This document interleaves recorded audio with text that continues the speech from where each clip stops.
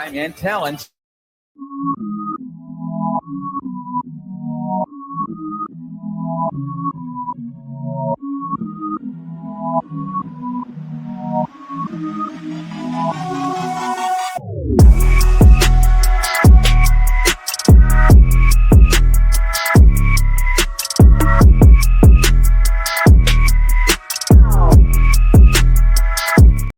On 96.9 The Game, streaming everywhere on the iHeartRadio app. You are in the zone, the show of the Orlando sports fan. Your host, Brandon Kravitz, here, joined by my co-host and producer. He is Sweet Tea, Tyler Caron. You can hit us up, Mills Air text line at 50857. Also, tap that microphone icon. Hit us up on the iHeartRadio talkbacks. It's right next to the play button. You have 30 seconds. Fire away and let your voice be heard. We have Orlando Valkyries tickets to give away as our prize today. That next match coming up on Sunday night. Your shot to win at 4:50 p.m. during tea time, presented by WonderFan. We are back streaming live on Twitter right now at Brandon Kravitz, at 96.9 Game On is how you can follow the video feed. And if you're watching the video feed, it will cut off at the end of the first segment, but we are live on 96.9 The Game and streaming on the iHeartRadio app until 6:30 tonight. And what a day we have in front of us. There's baseball on the screen in front of me right now. They just cut to a pizza commercial, which is making me slightly hungry. But what I'm really hungry for is this sports buffet. Magic basketball tonight. We've got Florida in the Sweet 16. MLB games on all day, starting about 30 minutes ago. And what Tyler and I wish for are many double plays, all sorts of pop flies, because my man Sweet Tea is following me on some of these unders.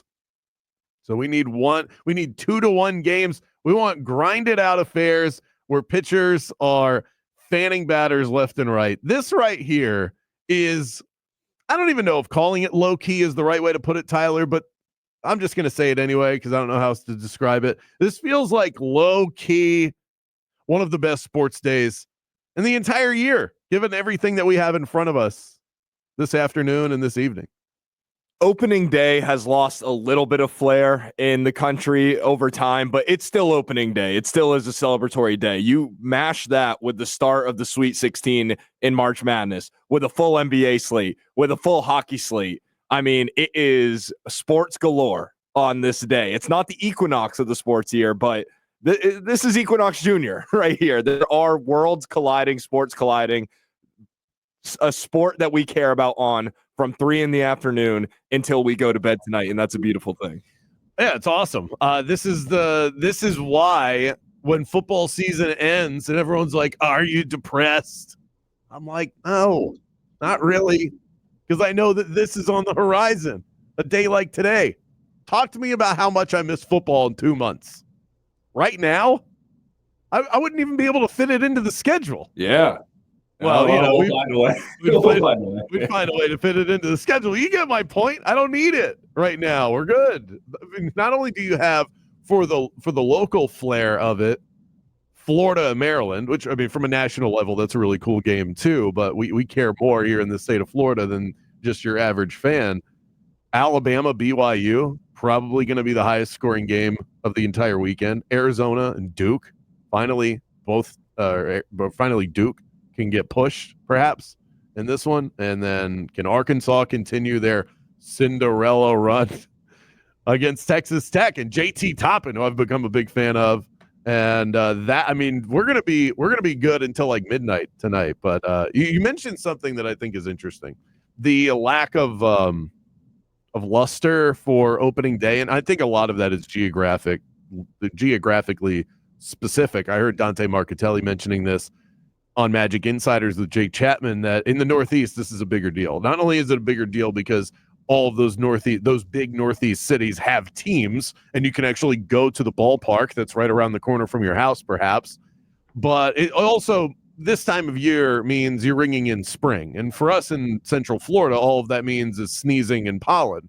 For the people up north, this means that finally you can go outside and enjoy the weather and in the outdoors and breathe fresh air. So it's not just baseball. It's what baseball signifies. It's like It's like how football doesn't just signify that there's football on the screen, which is great. It's also that fall is here, and you go get your PSLs at Starbucks, and there's a cool breeze in the air. And certain sports signify certain times of the year that just make you happy, even if you're not obsessed with the sport.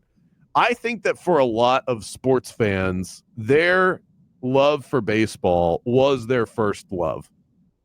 I am talking about this just through my life experience, what I have experienced personally, and the people that I have talked to over the years. It feels like every time I talk to somebody about their love for sports, it all started with their love for baseball. And I don't know if that's an era thing, because a lot of the people that are around my age grew up in the 90s, and 90s baseball was awesome. And baseball was at least closer to the top of the mountain than it clearly is not. There was a very strong debate for baseball in the mid 90s before the strike. There was a debate that was the top sport in the country. You wouldn't even venture to have that debate now. And for me, on an individual level, a kid from Baltimore who then came down to Florida when I was 7, started playing baseball year round at the little league level. And then a team popped up a year later, right around the corner from me in the Florida Marlins. So for me, baseball was all I thought about between the ages of like 8 and 14. Baseball was without a doubt. I loved all sports, but I was obsessed with baseball. And now, I kind of sort of fell out of love with baseball right around the time that I was, maybe like a senior in high school. Really, when I stopped playing, it started to fade a little bit, and then you get to college and you just stop watching it completely. Can we stop hitting home runs in this game? By the way, what are we doing? The Yankees up 2-0 on the Milwaukee Brewers. But I have found myself the last couple of years. It's been increasing incrementally every year over the last couple. It might completely correlate with the Orioles being a decent baseball team. I feel myself growing romantic about the sport once again, and it's a really good feeling. So I don't know if everybody out there feels something similar, or if I'm even right that baseball was most of the people listening, and for you too, Tyler, your first love out of the gate when you started watching sport. Well, first of all, start with the geographics of baseball and opening day in particular. Not only does it signify up north and other parts of the country that, right, spring is coming, you're out of the snow, you're getting the summer, you're getting the good weather. In certain places around the country, the spring time is the best weather that you get in the entire calendar year. So certainly it signifies that, but also just being in Florida, you get the same weather pretty consistently the entire year. It's reflected in the weather, and then also the teams that you have here in Florida, with being the Tampa Bay Rays and the Miami Marlins. Obviously, the Rays aren't playing today on opening day, which should be a crime. I think that's an automatic sentence right there. If you are not playing an opening day, every team should be in action on opening day in baseball. They should have started this 3 hours ago. But beyond that, I have opening day ticket prices in front of me. Every game here on opening day. Rays, funny that you say that. I saved this exact same graphic on my computer. The Rays are not included on the graphic because they are not in action on opening day in the Steinbrenner Field and everything all the loops that the Rays are jumping through. But the second cheapest ticket that you can get today is the Pirates at the Miami Marlins for $17. Where most teams are $50 and above, with the most expensive being at the world's greatest small park in Cincinnati. No one does opening day quite like Cincinnati. The Reds hosting the Giants, that's a $189 ticket. $17 can get you to the Marlins game on opening day. And that's the culture of baseball in Florida in general. Well, I mean, well said. And I could tell you that I've looked up the prices for what will be opening day for the Rays, and they fall on the bottom quarter of this list, but the tickets are not as cheap as they are for the Miami Marlins. Part of that is supply and demand. There's only 11,000 people that you can fit into Steinbrenner Field. I also think the Rays are a better supported baseball team. They've got their warts, don't get me wrong, but they're a better supported team than the Marlins. The Marlins have been jerking around their fans ever since pretty much after they won their first World Series.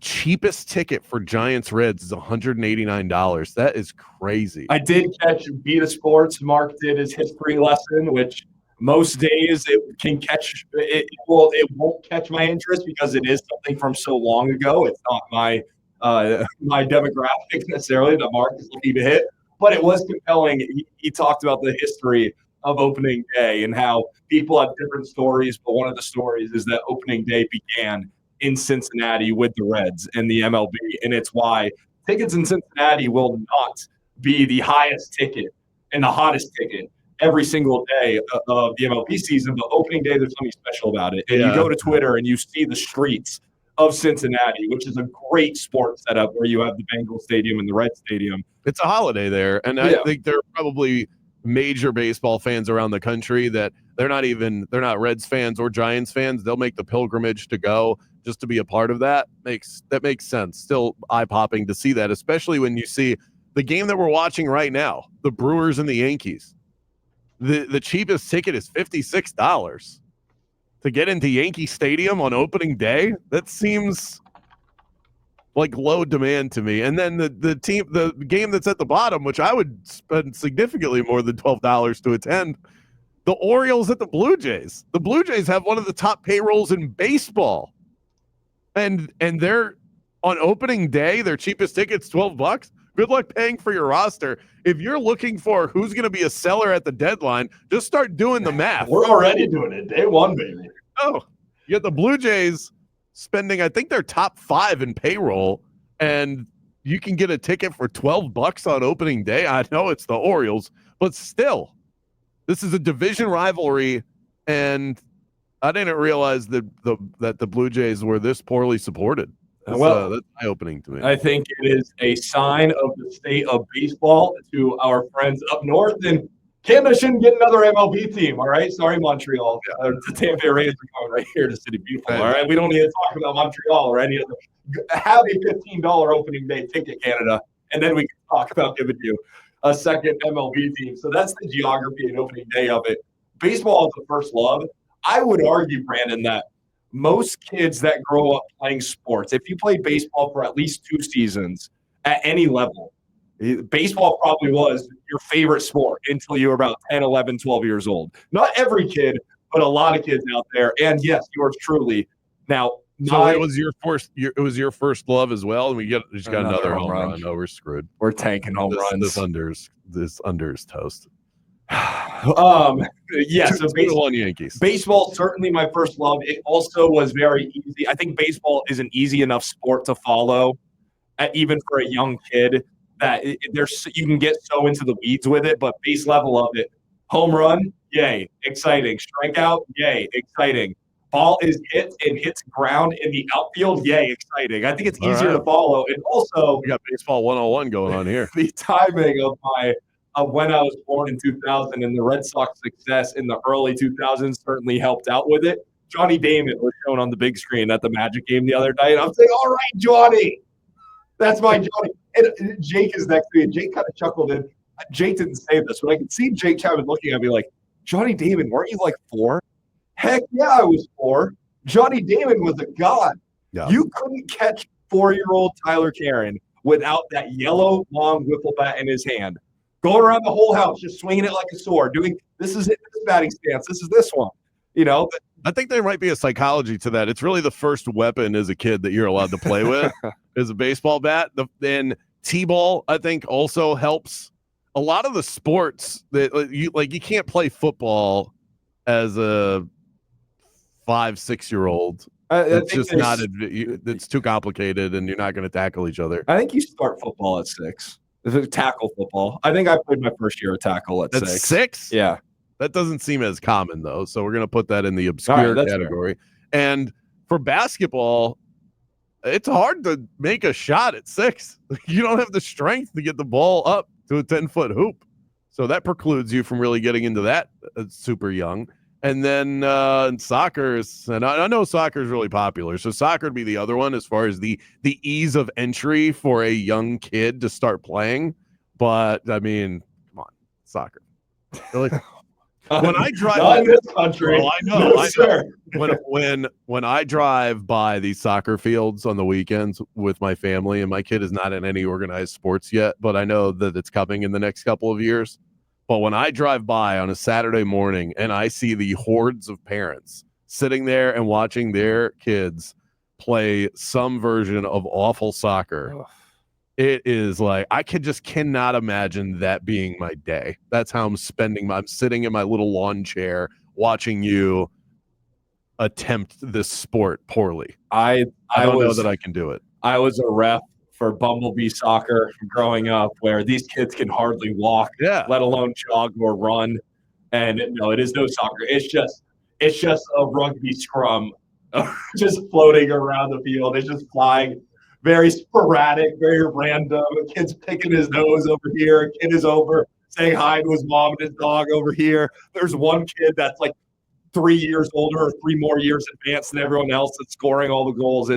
It's a mess. It is a nightmare, but it's I'm putting off those days to where I'm spending my Saturday mornings watching my 4-year-old kick others in the shin. I'm gonna try and hold off as long as I can, and if it stunts his growth into becoming a professional athlete, then so be it.